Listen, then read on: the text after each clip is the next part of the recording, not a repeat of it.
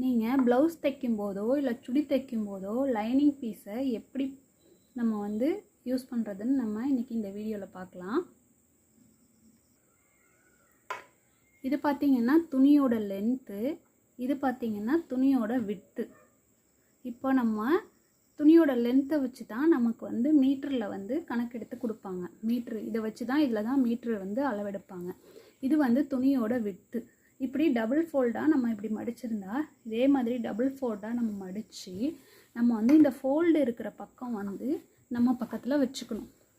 வச்சு இப்போ நம்ம ப்ளவுஸுக்கோ இல்லை சுடிக்கோ அளவெடுத்து தைக்கும்போது இந்த சைடு வந்து நம்ம பக்கம் இருக்கிற மாதிரி பார்த்துக்கணும்.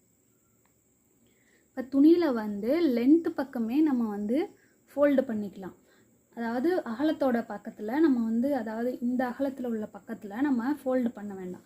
ஏன்னா இதில் வந்து பார்த்திங்கன்னா துணி வந்து பிரிஞ்சு வரும். பிரிஞ்சு வரப்போ என்ன ஆகும்னா நீங்கள் இந்த மாதிரி எடுத்து லைனிங் போடும்போது நாளைக்கு ப்ளவுஸோ சுடிதாரோ டைட்டாக இருக்குது அப்படின்னு நம்ம இப்படி குனியும் போதோ நிமிரும் போதோ நமக்கு வந்து என்ன ஆகும்னா கிளியறதுக்கு சான்சஸ் அதிகமாக இருக்கும். அதனால் இந்த பக்கத்துலேருந்து நம்ம எடுத்தோம்னா அந்த மாதிரி கிளியறதுக்கு வேலை இருக்காது. அதே மாதிரி பார்த்திங்கன்னா லைனிங்கில் இந்த துணியை சேவ் பண்ணுறதுக்கு நான் இன்னொரு டிப்ஸும் சொல்கிறேன். இப்போது இது வந்து சுடியோட அடிப்பக்கத்தில் நம்மளோட லென்த்து இதோட லென்த்து நமக்கு எவ்வளோ இருக்குன்னா இதில் வந்து 20 இருக்குது. 20 இருக்கும்போது நம்ம வந்து 2ஆக ஃபோல்டு பண்ணும்போது நம்ம 10 எடுத்தால் போதும். 10 எடுக்கும்போது நம்ம வந்து என்ன பண்ணலான்னா இப்போ இதில் வந்து 10 இங்கேருந்து இங்கே மார்க் பண்ணிக்கோங்க. இங்கேருந்து இங்கே மார்க் பண்ணி 10 + 11 மார்க் பண்ணும்போது இங்கே மார்க் பண்ணிவிட்டு இதே 11 நம்ம லைனிங் அதாவது டாப் தைக்கிறோம் அப்படின்னு சொன்னோம்னாக்க இந்த மாதிரி மடித்து போட்டுக்கலாம்.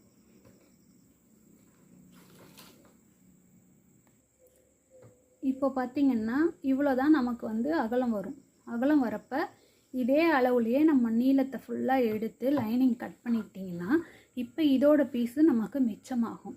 இப்போ இதை நம்ம ஹேண்டுக்கு வந்து ஸ்லீவுக்கு வந்து தாராளமாக யூஸ் பண்ணிக்கலாம். அதனால் இந்த மாதிரி நீங்கள் கட் பண்ணி தைக்கிறப்போ உங்களுக்கு லைனிங் பீஸு நிறையாவே சேவ் ஆகும். அப்போ நம்ம ஹேண்டோ இல்லை வந்து நம்ம ப்ளவுஸுக்காக இருந்தால் பட்டி அந்த மாதிரி எதுக்கு வேணுமோ யூஸ் பண்ணிக்கலாம். இது ஒரு நல்ல டிப்ஸு. இது எனக்கு தெரிஞ்சதை நான் உங்கள் கூட ஷேர் பண்ணிக்கிட்டேன். பிடிச்சிருந்தால் லைக் பண்ணுங்கள், கமெண்ட் பண்ணுங்கள், மறக்காமல் சப்ஸ்கிரைப் பண்ணுங்கள். தேங்க்ஸ் ஃபார் வாட்சிங்.